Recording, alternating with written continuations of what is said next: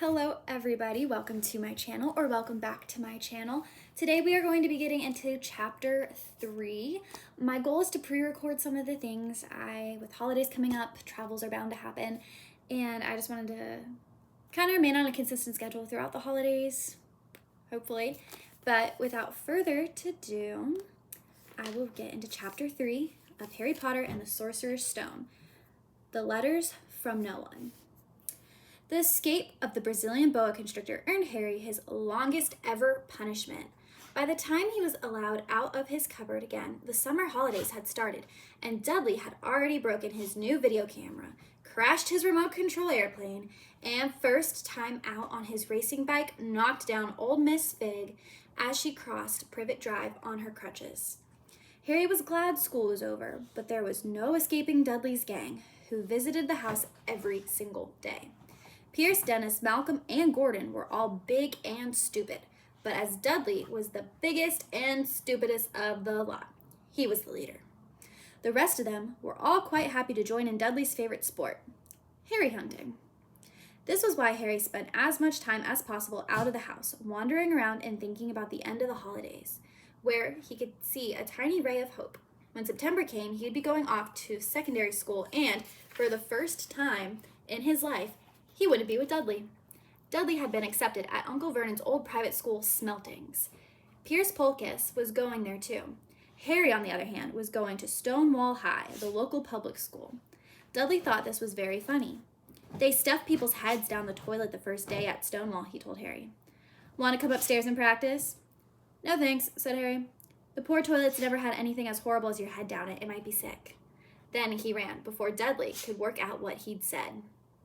One day, in July, Aunt Petunia took Dudley to London to buy his Smeltings uniform, leaving Harry at Miss Fig's.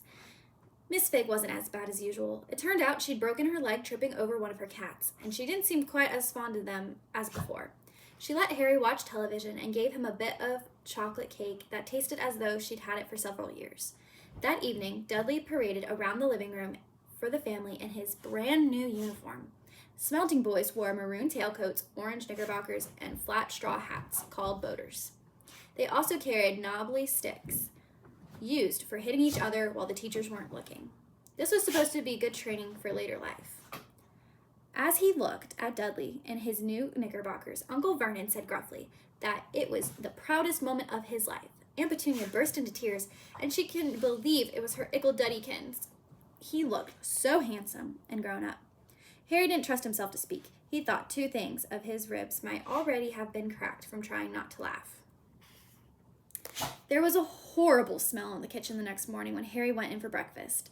It seemed to be coming from a large metal tub in the sink. He went to have a look. The tub was full of what looked like dirty rags swimming in gray water. "What's this?" he asked Aunt Petunia. Her lips tightened, as they always did, as if he dared to ask a question. "Your new school uniform," she said. Harry looked in the bowl again. "Oh," he said. "I didn't realize it had to be so wet."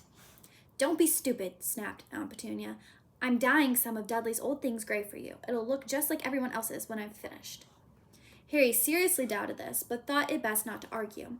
He sat down at the table and tried not to think about how he was going to look on his first day at Stonewall High. Like he was wearing bits of old elephant skin, probably. Dudley and Uncle Vernon came in, both with wrinkled noses because of the smell from Harry's new uniform. Uncle Vernon opened his newspaper as usual, and Dudley banged his smelting stick, which he carried everywhere, on the table. They heard the click of the mail slot and the flop of letters on the doormat. "Get the mail, Dudley," said Uncle Vernon from behind his newspaper. "Make Harry get it." "Get the mail, Harry." "Make Dudley get it." "Poke him with your smelting stick, Dudley."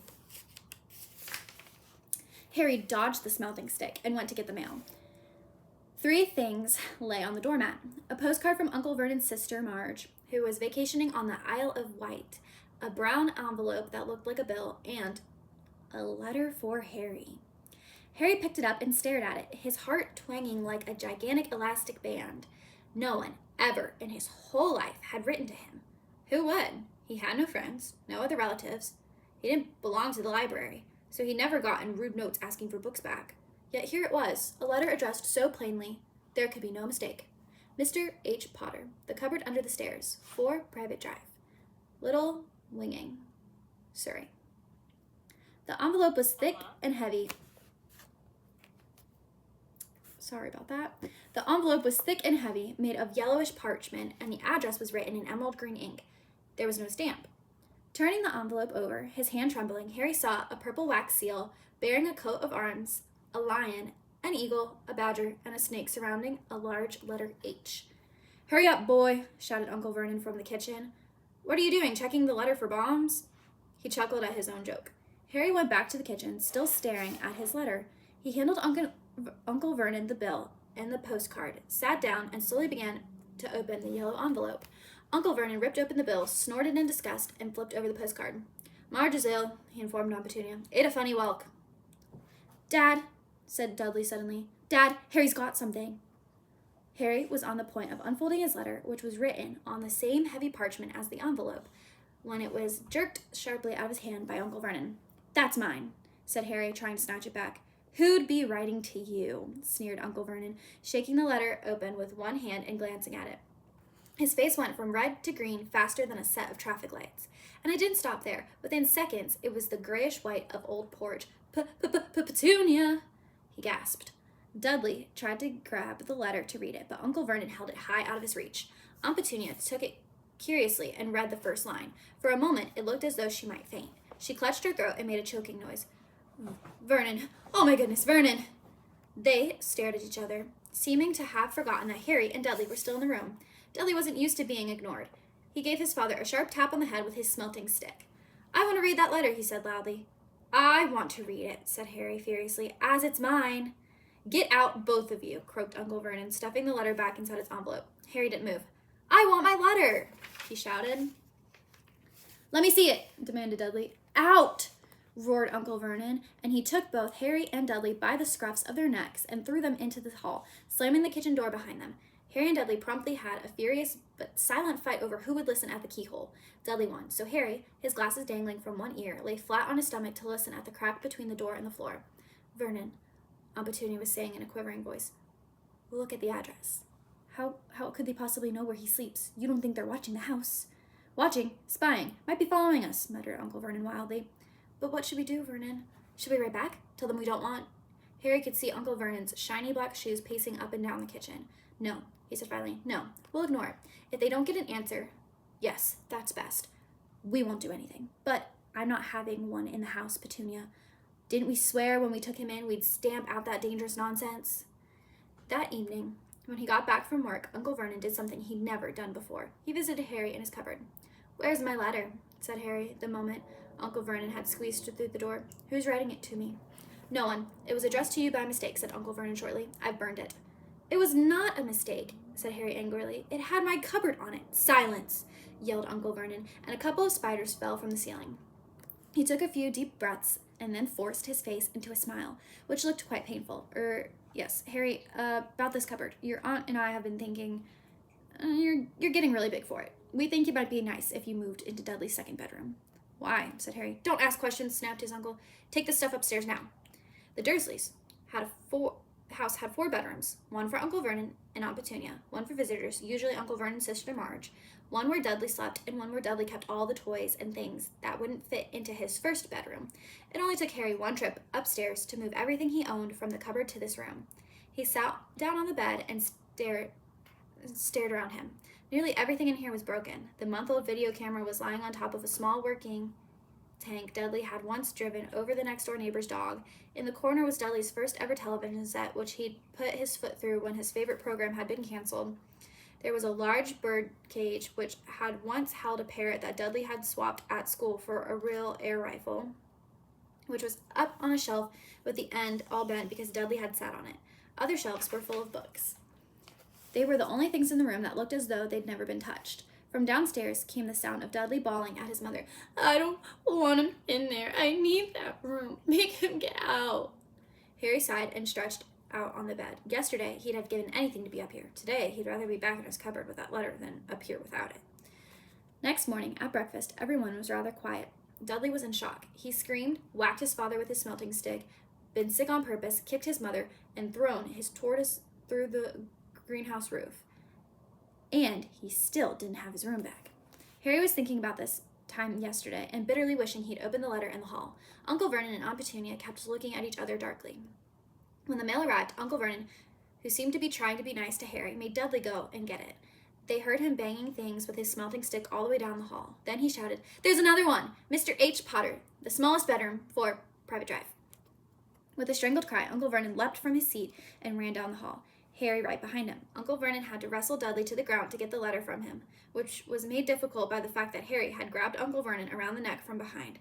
After a minute of confused fighting, in which everyone got hit a lot by the smelting stick, Uncle Vernon straightened up, gasping for breath, with Harry's letter clutched in his hand.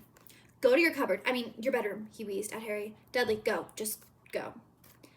He walked around and round his new room. Someone knew he had moved out of his cupboard, and they seemed to know he hadn't received his first letter. Surely that meant they'd try again, and this time he'd make sure they didn't fail. He had a plan. The repaired alarm clock rang at 6 o'clock the next morning. Harry turned it off quickly and dressed silently. He mustn't wake the Dursleys. He stole downstairs without turning on any of the lights. He was going to wait for the postman on the corner of Private Drive and get the letters for number 4 first. His heart hammered as he crept across the dark hall toward the door. Arrgh! Harry leapt into the air. He'd trodden on something big and squashy on the doormat, something alive. Lights clicked on upstairs, and to his horror, Harry realized that the big squashy something had been his uncle's face. Uncle Vernon had been lying at the foot of the front door in a sleeping bag, clearly making sure that Harry didn't do exactly what he'd been trying to do.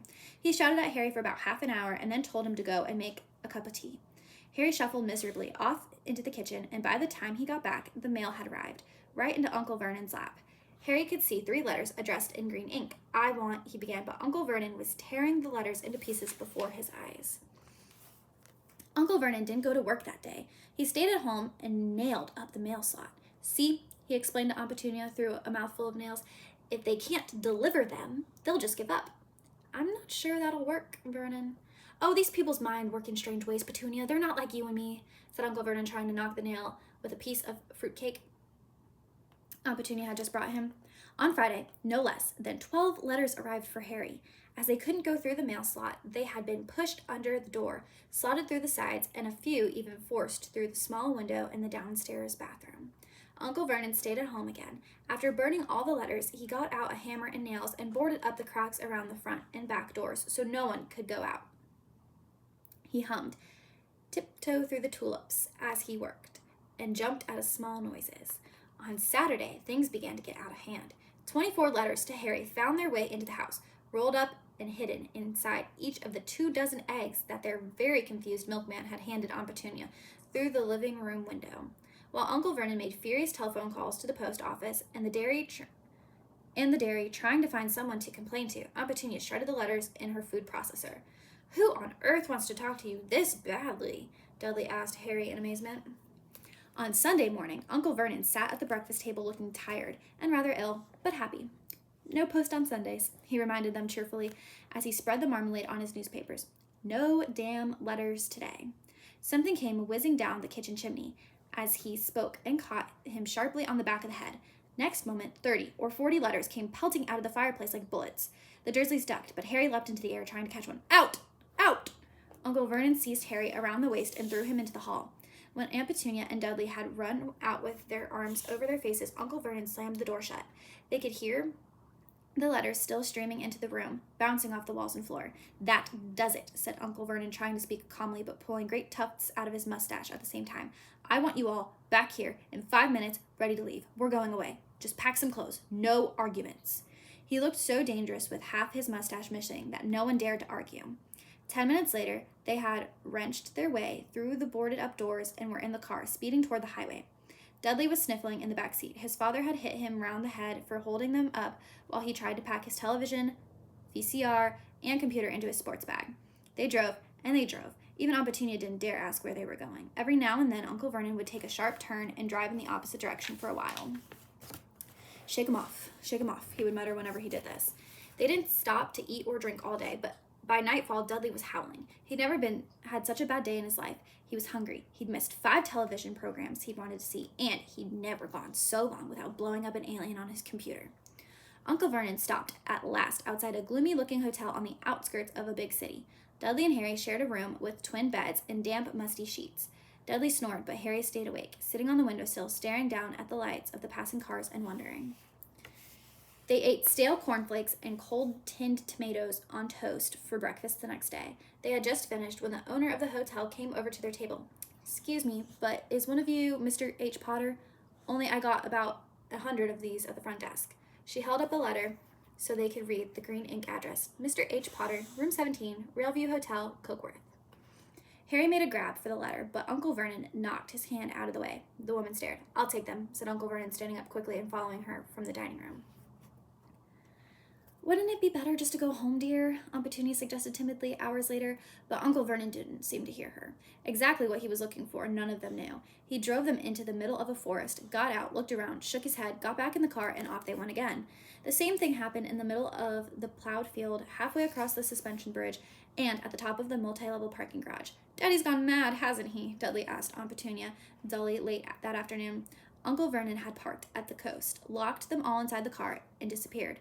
It started to rain. Great drops beat on the roof of the car. Dudley sniffled. "It's Monday," he told his mother. "The great Humberto's on tonight. I want to stay somewhere with a television." Monday. This reminded Harry of something. If it was Monday, and you could usually count on Dudley to know the days of the week because of television, then tomorrow, Tuesday, was Harry's 11th birthday. Of course, his birthdays were never exactly fun. Last year, the Dursleys had given him a coat hanger and a pair of Uncle Vernon's old socks. Still, you weren't 11 every day. Uncle Vernon was back, and he was smiling. He was also carrying a long, thin package and didn't answer Aunt Petunia when she asked what he bought. "Found the perfect place," he said. "Come on, everyone, out." It was very cold outside the car. Uncle Vernon was pointing at what looked like a large rock way out at sea. Perched on top of the rock was the most miserable little shack you could imagine. One thing was certain. There was no television in there. "Storm forecast for tonight," said Uncle Vernon, gleefully clapping his hands together, "and this gentleman's kindly agreed to lend us his boat." A toothless old man came ambling up to them, pointing, with a rather wicked grin, at an old rowboat bobbing in the iron-gray water below them. "I've already got us some rations," said Uncle Vernon, "so all aboard." It was freezing in the boat. Ice, sea spray, and rain crept down their necks, and a chilly wind whipped their faces. After what seemed like hours, they reached the rock, where Uncle Vernon, slipping and sliding, led the way to the broken-down house. The inside was horrible. It smelled strongly of seaweed, the wind whistled through the gaps in the wood walls, and the fireplace was damp and empty. There were only 2 rooms. Uncle Vernon's rations turned out to be a bag of chips each and 4 bananas. He tried to start a fire, but the empty chip bags just smoked and shriveled up.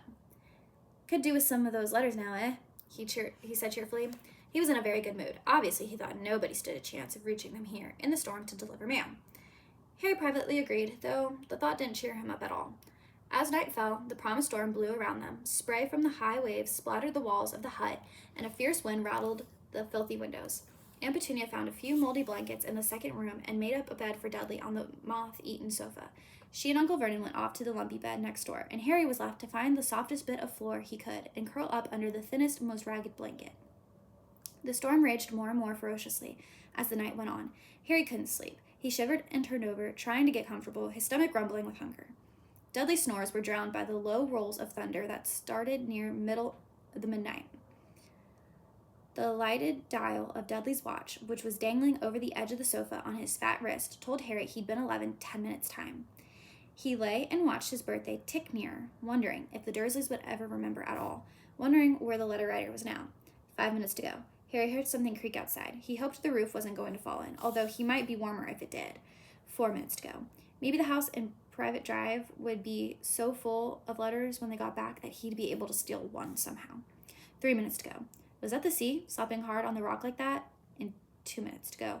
What was that funny crunching noise? Was the rock crumbling into the sea? 1 minute to go, and he'd be in 11. 30 seconds, 20, 10, 9. Maybe he'd wake Dudley up just to annoy him. 3, 2, 1. Boom! The whole shack shivered, and Harry sat bolt upright, staring at the door. Someone was outside, knocking to come in. And that is the end of chapter 3. This was a bit of a longer chapter than I had expected, but I will hopefully get chapter 4 out. Like I said, I'm going to try to pre-record some things as just chaos with the holidays and traveling, and I always love listening to books in the car too. So hoping, so subscribe, turn on the notifications so you know when I upload. I'm hoping to be consistent, but again, with the holidays, I'll probably be a little inconsistent, but if I can get more videos out, you can expect one a day at least. If not, if I get ahead in uploading some videos, that will count for a day to give myself some wiggle room. But without further ado, I will see y'all in the next chapter for chapter 4. Have an awesome day. Bye!